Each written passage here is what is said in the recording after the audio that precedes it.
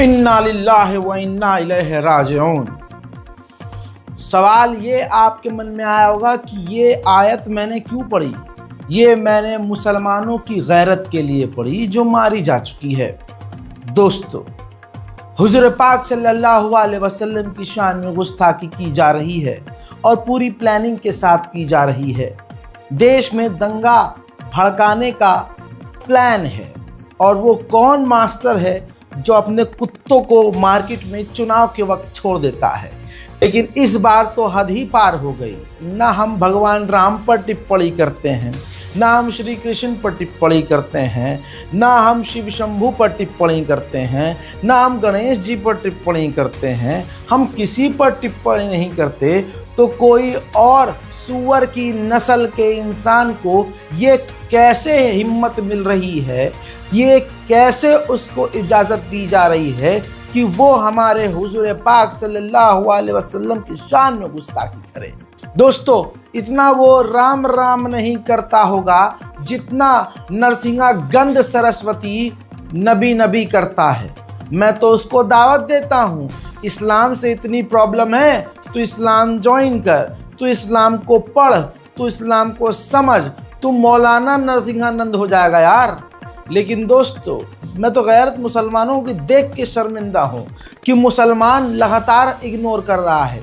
अगर ईमानदारी से नुपुर शर्मा को सज़ा मिल जाती तो ऑटोमेटिकली इन लोगों की इतनी हिम्मत न होती। अगर मुसलमान शुरू में ही विरोध करता तो आज ये बात ना आती कि सीधा हमारे हुजूर पाक को गरियाया जाता है ऑन स्टेज।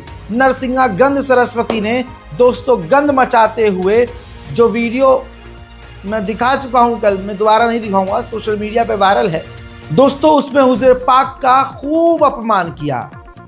अब ये आवाज़ उठी कि गिरफ्तारी होनी चाहिए। एफआईआर कौन करे, बिल्ली के गले में घंटी कौन बांधे। मुसलमानों के लिए मुश्किल इतना हो गया है क्योंकि मुसलमानों को भारत के डरा दिया गया है और मुसलमान पता नहीं कुरान क्यों नहीं पढ़ते।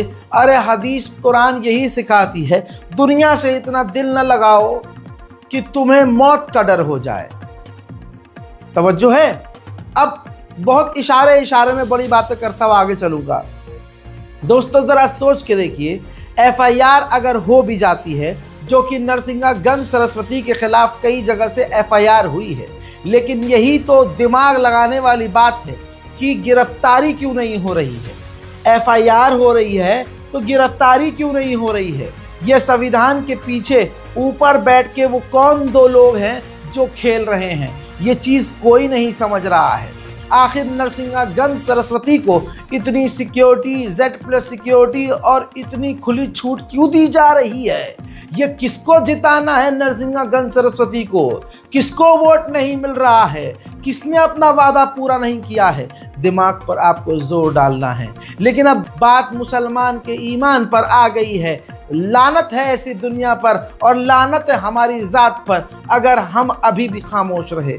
दोस्तों, एफआईआर तो हुई, लेकिन सवाल अब यही हो रहा है कि गिरफ्तारी नरसिंहागंध सरस्वती की क्यों नहीं हो रही है। अभी यही चीज़ें हो रही थी, यही सवालात दिमाग में घूम रहे थे कि अचानक से नरसिंहागंध सरस्वती के और गंदगी मार्केट में आ गई और उसने आकर ऐलान कर दिया, जो नरसिंहागंध सरस्वती के शिष्य अपने आप को बताते हैं और कह रहे हैं कि हम नरसिंहागंध सरस्वती की छोटी वाली हैं, जो भी हैं। बहरहाल अब वो ऐलान करके आतंकी कहता है कि अगर हमारे नरसिंहागंध सरस्वती का गंध यानी पुतला जलाया गया मुसलमानों के द्वारा विरोध में, तो हम दशहरे पर हुजूर पाक सल्लल्लाहु अलैहि वसल्लम और हजरत अली और हजरत अबू बकर का पुतला जलाएंगे। अभी आप वीडियो देखेंगे, आतंक जो भरा हुआ है, वो आतंक और अंदर जो वो करना चाहता है, नफरत जो मार काट मुसलमानों के साथ करना चाहता है, उस भरी और दबी हुई आवाज से प्रशासन को ही धमका रहा है और प्रशासन ऐसे से डर भी रही है।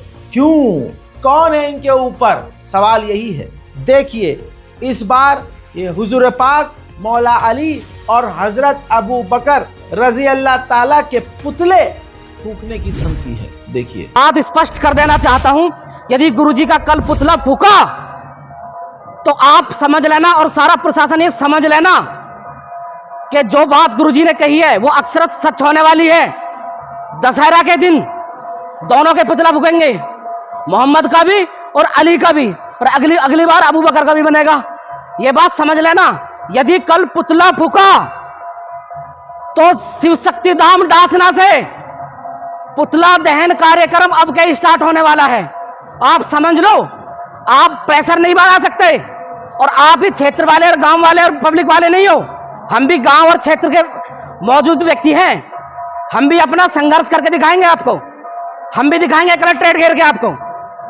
सबसे पहले मैं बता रहा हूं आपको, यदि गुरुजी का पुतला फूका तो ये दोनों पुतले दिख रहे हैं, तैयार हैं, मोहम्मद भी और अली भी। दोनों का पुतला दहन यहीं से होगा। हर हर महादेव, हर हर महादेव। ठीक है दोस्तों, अब यहां से तो इन्होंने एक खेल कर दिया, जो होता आया है वही हो रहा है, और उत्तर प्रदेश पुलिस ऐसे ही खेलेगी। अब इन्होंने अपना काम कर दिया, मुसलमानों को उनके मुंह पर जाकर थूक दिया। अब इसके बाद मुसलमान जब सड़क पर उतरेगा, संवैधानिक तरीके से प्रदर्शन करेगा, तो पूरी प्लानिंग के तहत इन्हीं में से कोई व्यक्ति टोपी पहनकर मुसलमान की भीड़ में होगा। टोपी पहनने में कितने सेकंड लगते हैं भाई, और कौन किससे पूछता है आईडी दिखा, तू कौन है भाई, भीड़ का हिस्सा कैसे है। और वही इन्हीं का बंदा सामने पथराव कर देगा, पत्थर मार देगा। जोश में भड़के हुए और गुस्से से दबे हुए फिर मुसलमान उनके साथ जाएंगे। हाँ यार, हमारे भाई ने, तू अकेला नहीं भाई, मैं भी हूं। ये पूरी तरह से जो स्क्रिप्टिंग है, इसको मुसलमानों को समझना होगा। फिर क्या होगा, फिर सोशल मीडिया पर आईटी सेल पहले से तैयार होगा और तुरंत लिख देगा कि हिंदुओं के ऊपर पथराव, मंदिर के ऊपर कर दिया पथराव। और फिर क्या होगा, पुलिस का स्टेप यहां से शुरू होगा। पुलिस तैयार होगी इसी चीज के लिए। फिर पुलिस क्या करेगी, 500 मुसलमानों को गिरफ्तार कर लेगी और तुरंत उनके मकानों को तोड़ना शुरू कर देगी। इस तरह से गोदी मीडिया का यहां से स्टेप शुरू होगा, और फिर गोदी मीडिया अपनी औकात पर आते हुए मुसलमानों का नाम लेकर, इस्लाम का नाम लेकर पूरी तरह से मुसलमानों को डिफेम करना और आतंकी साबित करना शुरू कर देगी। यही होता है, यही होगा और यही होता रहेगा। अब मुसलमानों को यह सोचना होगा कि इससे बचना कैसे है। ये जो जाल फेंका गया है हमें फंसाने का, इससे कैसे बचना है। सांप भी मर जाए, लाठी भी न टूटे। इसको आपको हैंडल करना है। कैसे करें, मैं बताता हूं ना, सबूत दे रहा हूं। ये देखिए, कहा गया कि गाजियाबाद में मुसलमानों ने प्रोटेस्ट किया। भाई, आप हिंदुओं से कहना चाहता हूं और प्रशासन से और मोदी से कहना चाहता हूं, राम जी के बारे में अगर कोई मुसलमान कुछ कह दे, अल्लाह ना करे, तो कहां कहां मिर्चें लगेंगी तुम्हारे हैं। तुम कुछ नहीं देखोगे, कानून पानून सब गया तेल लेने, सड़क पर उतर आओगे और उतर ही आते हो तुम लोग।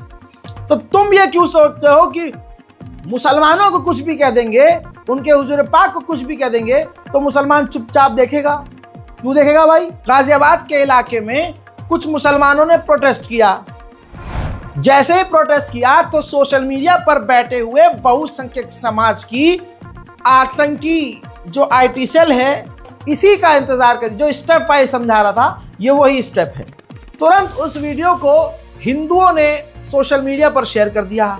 ये अश्विनी श्रीवास्तव जो आतंकवादी है, जिसको ऊपर से टास्क मिला है कि ये वाली स्टेप तुम्हें अपनी टीम और तुम अपने लोगों से करवाओगे, तुरंत उस वीडियो को शेयर करता है और कहता है कि मंदिर के ऊपर, दासना देवी मंदिर के ऊपर, हिंदुओं के मंदिर के ऊपर ही गाजियाबाद में मुसलमानों ने हमला कर दिया। ये पोस्ट है। अब दोस्तों, इसके बाद पुलिस का काम शुरू हो जाएगा। इस वीडियो को शेयर किया जाएगा। देखिए, बिल्कुल एक एक चीज सबूत के साथ है। प्रशासन भी आंख खोलकर देख ले। कोई भी चीज मैं अपने मन से नहीं बोल रहा हूं, जो बोल रहा हूं क्लियर बोल रहा हूं और दिखा रहा हूं सबूत के साथ। जो भी सोर्सेज है मैं आपको दिखा रहा हूं।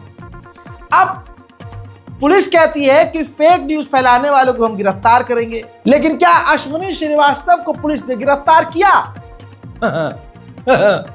नहीं। सवाल यह है, जो मेन मुद्दा है, कि नरसिंहागंज सरस्वती के पीछे ऐसी कौन सी ताकत है कि वो कुछ भी बोलता है, कुछ भी करता है, लेकिन उसकी गिरफ्तारी नहीं होती। देश को तोड़कर देश का एक और टुकड़ा करने की मांग कर रहा है और ये कर चुका है। मैं इसके पुराने चिट्ठे आपको दिखाना चाहूंगा और आपसे गुजारिश करूंगा कि इस रिपोर्ट को शेयर कीजिए। नरसिंहागंज सरस्वती हमारी इस भारत माँ के और टुकड़े करने को कह चुका है। देखिए, आज आप सभी से अनुरोध करता हूं, हिंदुओं यदि बचना चाहते हो तो अपने नेताओं से कहो कि एक बंटवारा और हो और सनातन वैदिक राष्ट्र बने। सुन लिया दोस्तों, लेकिन इसकी गिरफ्तारी नहीं होगी। सवाल यह है कि इसके पीछे किसका हाथ है। वैसे हरियाणा में तो चुनाव है ही। ये वही नरसिंहागंज सरस्वती है जो भाजपा की ही महिलाओं के बारे में इतना गंद बोल चुका है कि कोई और दुनिया में नहीं बोल सकता। भाजपा में जो महिला नेता हैं उनको यह कह चुका है कि ये रखेल हैं, और ये दूसरे के पास जब जाती है किसी भी नेता से दूसरे नेता पे, तो दूसरा नेता तब तक उस महिला का काम नहीं करता जब तक मुझे आगे कुछ बोलना नहीं है। सबूत चाहिए, पुलिस को सबूत चाहिए। लो लो लो, देखो सरकारी सेगों का रेट हो गया 10% खुला रेट, और जितनी भी बीजेपी में महिलाएं दिखाई दे रही है,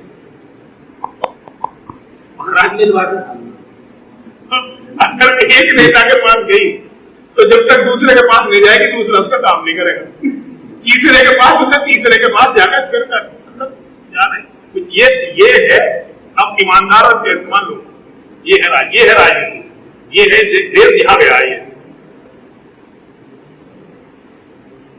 पूरा मजा आ रहा है, पूरा मजा। अब जितनी महिलाएं घूम रही है ना, जितनी महिलाएं राजनीति करती घूम रही है, पूरा मजा ही आ रहा।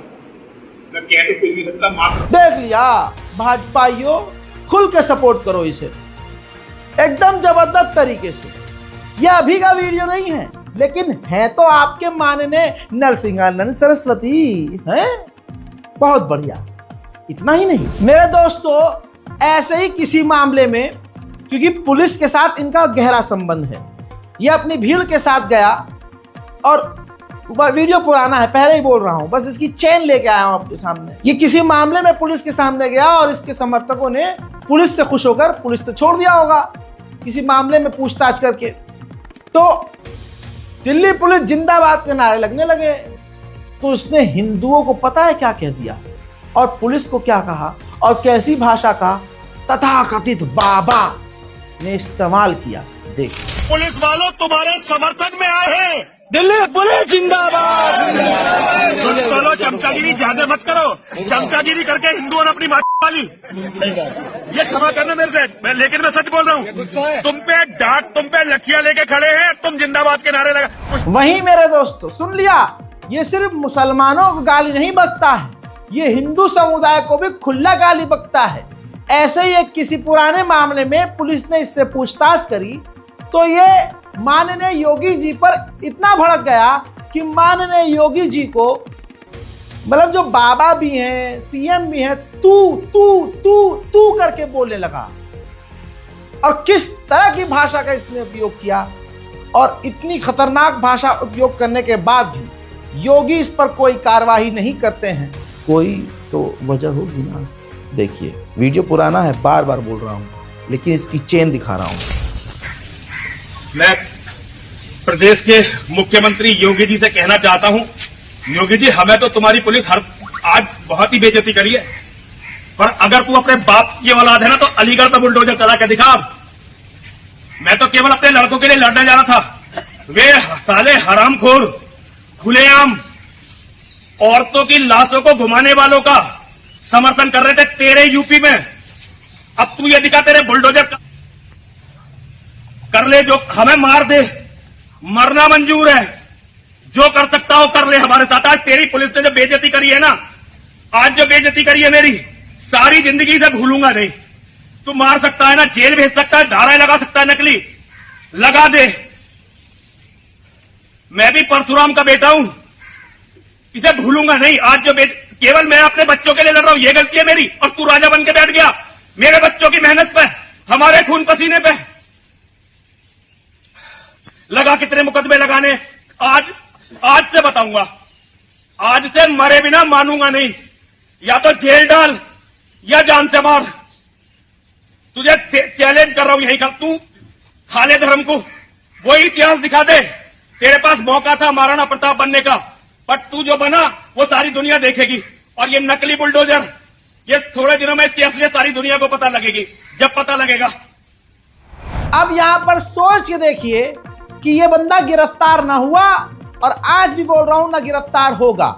आप ये सोच के देखिए कि मुफ्ती सलमान अजहरी साहब ने कोई भी अपमानित इनके धर्म गुरु के बारे में नहीं की, न किसी की धार्मिक भावनाओं को आहत किया, लेकिन हमारे मुफ्ती सलमान अजहरी जेल में सड़ रहे हैं।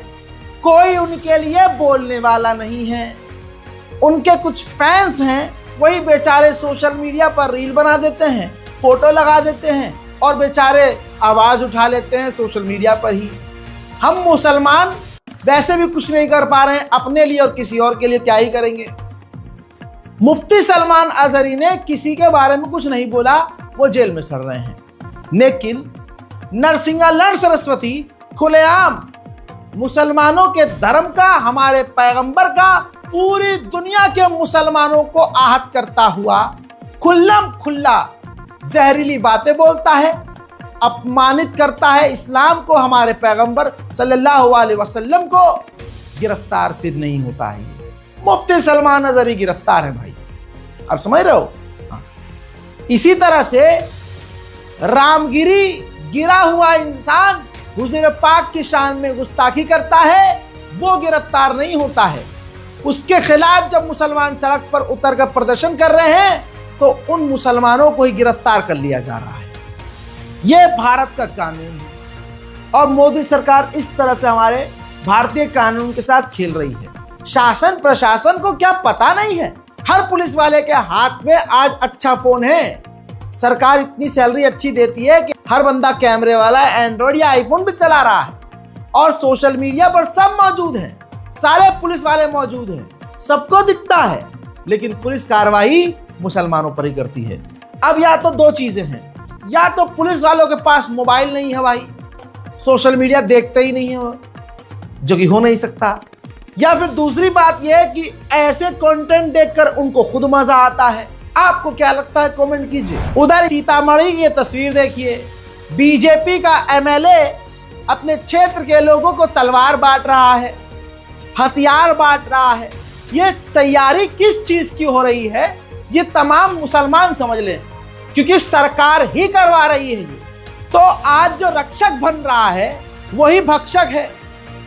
भाजपा के अंदर जितने मुसलमान नेता बहुत अच्छे बने बैठे हैं, याद रखिए वो आस्तीन का सांप। उनसे पूछो गर्दन पकड़ के कि ये क्या है भाई, वो कहेंगे अरे ये तो है, ये जवाब नहीं होगा उनके पास। इसी तरह से देहरादून उत्तराखंड का एक वीडियो 1 अक्टूबर का हिंदू समाज के लोगों को लाउड माइक लगाकर एक हिंदूवादी आदमी आतंकी खुल्लम खुल्ला कह रहा है कि प्रोग्राम में आओ, रैलियों में आओ, हथियार लेकर आओ, तलवार लेके आओ, त्रिशूल लेके आओ और हो सके तो लाइसेंसी लेके आओ। हमें रावण जलाने की जरूरत नहीं है, ये लव जिहादी जो हैं इनको जलाओ। मुसलमानों को अब जिंदा जलाने की बात मोदी सरकार करवा रही है। मैं तो यही बोलूंगा, मोदी सरकार करवा रही है। क्यों? क्योंकि मोदी सरकार को सब कुछ पता है, लेकिन ऐसे लोगों को गिरफ्तार ना करके इस बात की दलील है सामने कि ये मोदी जी ही करवा रहे हैं। मजा आ रहा है भाई। जब एक इलाके में तनाव का माहौल होगा, एक मुल्क में गृहयुद्ध जैसा माहौल होगा, तो वहां का प्रधान सेवक प्रधान लंबे समय तक बना रहेगा। समझ में आ रही है? मिडिल ईस्ट रिपोर्ट देखते हैं ना आप मेरी। नेतन्याहू के बारे में नेतन्याहू की सरकार के लोग, डिफेंस मिनिस्टर, विपक्ष की पार्टी बाइडेन सरकार कह चुकी है कि नेतन्याहू इलाके में और अपने मुल्क में जंग इसलिए बढ़ा रहा है कि वो लंबे समय तक प्रधानमंत्री बना रहे। तो क्या ये वाला आइडिया नेतन्याहू का ही हो सकता है? चलिए छोड़िए, पहले ये सुनिए, एक एक जुमले को सुने मुसलमान और समझे कि आपके साथ क्या हो रहा है और शासन प्रशासन आपका कोई साथ नहीं दे रही। परिवार का मुखिया चाहे पुरुष हो चाहे स्त्री हो, एक तलवार, एक त्रिशूल और अगर सक्षम है तो लाइसेंसी पिस्टल भी है। वास्तव में दशहरा पर्व को हम लोगों ने तमाशा बना दिया।